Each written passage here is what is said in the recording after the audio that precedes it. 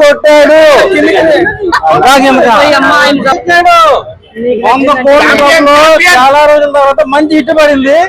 నా ఆకలి మొత్తం తీర్చేశాడు. వచ్చే గానీ ఈ టైప్ ఆఫ్ కథతో రాలా. సో ఆ ఎమోషన్ అనిపించాడు. నాకైతే బాగా నచ్చింది. తెలుగు వాళ్ళందరూ కూడా పిచ్చి పిచ్చిగా నచ్చుద్ది.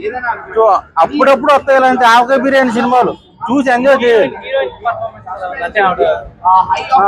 పేరు గుర్తులేదు కానీ బాగా చేసింది, వైఫ్ గా చేసింది. సో ఎవరైనా సరే భార్య అంటే భర్తకి రెస్పెక్ట్ ఇవ్వాలి కాబట్టి ఆ ఎమోషన్ అనేది బాగా చూపించారు. సో నాకు బాగా నచ్చింది సినిమా. మేము మళ్ళా ఒక డిబేట్ అయిపోతామో, బట్ సీరియస్ గా అవుట్ అండ్ అవుట్ మంచి ఎంటర్టైనర్, మంచి ఎమోషనల్ మూవీ.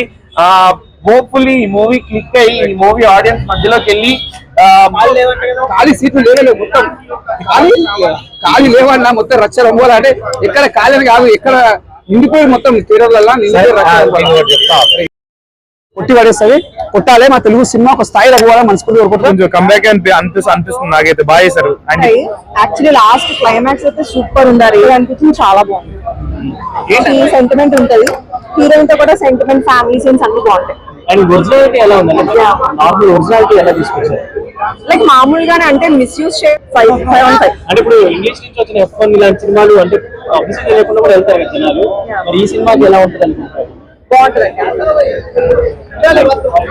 రేటింగ్ ఎంత ఇస్తారు మేడం? 5/5. మీకు అంతగా నచ్చిందా? చాలా బాగుంది. Thank you.